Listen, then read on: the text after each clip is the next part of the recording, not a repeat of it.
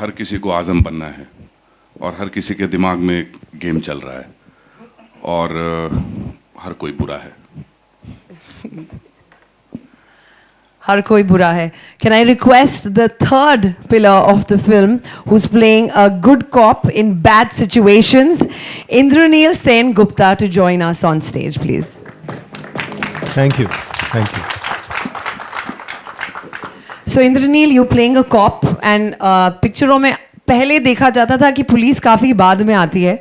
इस बार आपको डायरेक्टर साहब ने टाइम पे भेजा है स्क्रीन प्ले, या you knew that what plotting and planning is going through and you added your vision of a cop to a film? No, vision is completely Shravan ji's. Okay, and जब script पढ़ा था मैंने तो मुझे बहुत interesting लगा था character. तो ओवरऑल स्क्रिप्ट मुझे बड़ी इंटरेस्टिंग लगी और मेरा कैरेक्टर बड़ा इंटरेस्टिंग लगा. ये पहली बार मुझे ऐसा लगता है, I have played cops in even in Bengali films and even in Hindi work, not necessarily films, but इसमें काफ़ी डिफरेंट है corp.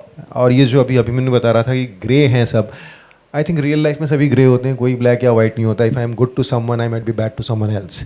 So everyone is grey and that's why all the characters are very real.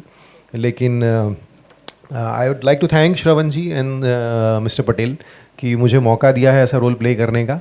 And I feel what was the most important aspect of this film when it was offered to me. जो script तो होता ही है, script definitely अच्छी लगनी चाहिए, लेकिन मुझे लगा कि मैं बहुत बड़े बड़े दिग्गज एक्टर्स के बीच में काम कर रहा हूँ. जिमी अभिमन्यु तो है ही, साथ में रजा मुराद जी हैं, सयाजी शिंदे जी हैं, गोविंद नामदेव जी हैं. सो मुझे लगा चलो ठीक है, इनके कंधे पे रख के मतलब गोली चला ही सकते हैं, ठीक है. So I was like okay, I am in safe company, so that's why I thought this is the right project to be a part of. And who was your reference? Which cop was your reference? फिल्मों के cop was your reference, या real life में आप Mumbai police से मिले या कहीं किसी कॉप से मिले जो आपके जहन में आए? बिकॉज एक रेफरेंस तो दिमाग में होता है.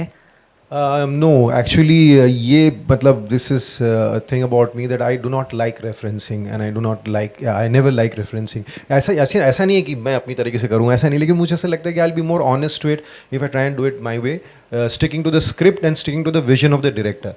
So मैंने वही कोशिश करी है. I never tried to कि और कोई बड़े कॉप्स का वो कुछ देखूं या उनके बारे में पढ़ूं, ऐसा नहीं किया. I just try to be honest to the script, और श्रवण जी ने जैसा मुझे गाइड किया या मेरी तरफ से मैं जितना दे पाया बस उतनी ही कोशिश करी है मैंने. So I have always approached characters like that.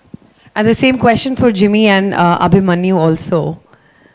That who were your reference points, or somebody, either real life or fiction?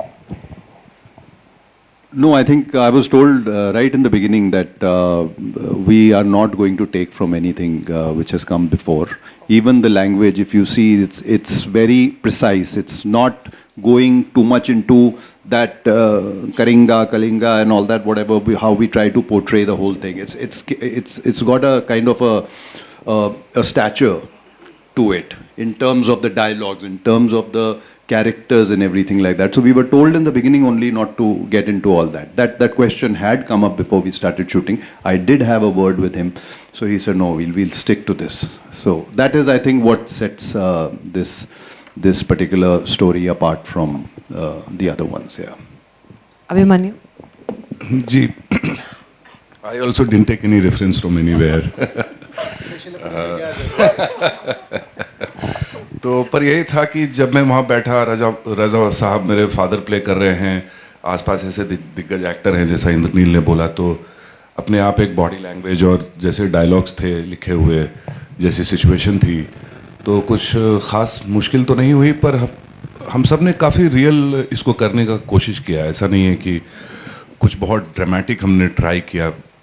बिल्कुल ऐसा लगेगा कि एक्टिंग हो ही नहीं रही है, आप कुछ रियल देख रहे हो.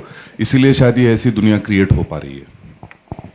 एक चीज़ मैं मेंशन करना चाहूँगा जो आई थिंक यहाँ पे स्किप हो रहा है, वो ये है कि आई थिंक बाकी चीज़ों का मुझे पता नहीं है, हर फिल्म अपना फेट लेके आती है, कल उसका क्या होता है क्या नहीं होता है.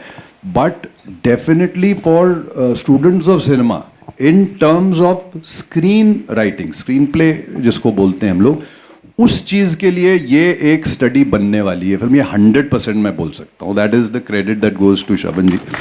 Is I think that screenplay the way it goes, that will become a case study later on. 100%, I'm 100% sure about it. हाँ आज बिल्कुल सही कहा आपने, जैसा जिस लेयरिंग पे काम किया है डायरेक्टर ने, जैसे प्याज की परत होती है, एक परत उतरी तो उसके ऊपर दूसरी है, फिर तीसरी, चौथी, कुछ मिलता नहीं है फाइनली आपको तो वैसा कुछ क्रिएट किया है, एक बहुत ही यूनिक स्ट्रक्चर है जो मेरे लिए शॉकिंग था, जैसा मैंने शुरुआत में कहा।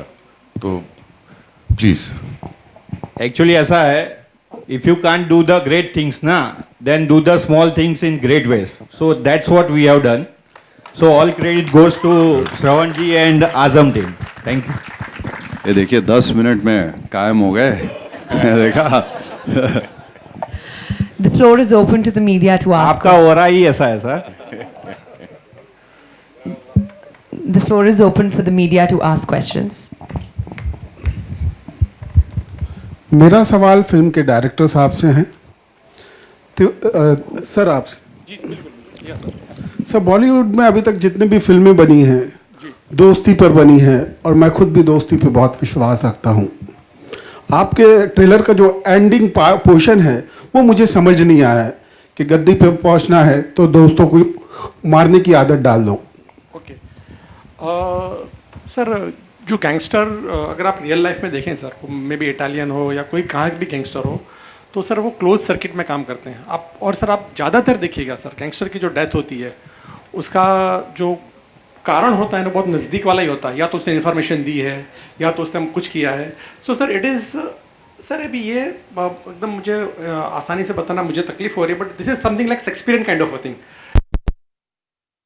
वाइफ ही उसको बोलती है कि मेरे हस्बैंड को तो मार दे, है ना, ओथेलो एंड दैट। तो सर रिलेशनशिप की और गैंगस्टर की ये एक वो होती है सर कि उनका एक अलग लेवल पे होता है, and mostly they are kind of responsible for death of their near and dear ones. कोई दूर का आके उनको नहीं मारता सर, हमेशा नज़दीक का ही मारता है, and it is always fact है, और ड्रामेटिकल भी है sir. It is how it works I suppose.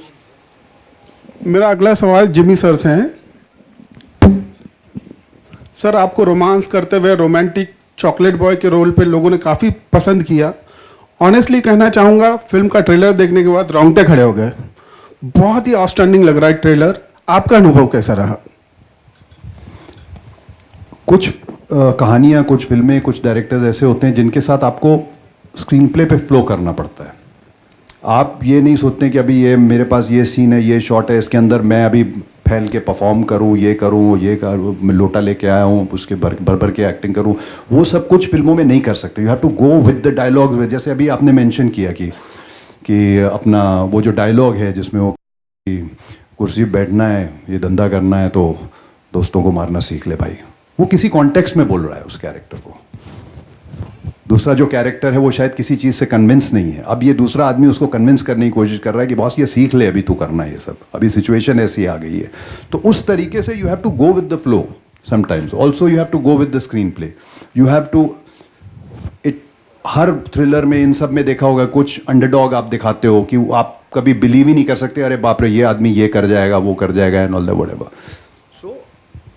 बहुत सारी ऐसी फिल्में, स्पेशली थ्रिलर्स ऐसे होते हैं जिसमें आपको स्क्रीन प्ले के साथ और डायरेक्टर के साथ चल के जाना पड़ता है। Thank you sir, thank you so much.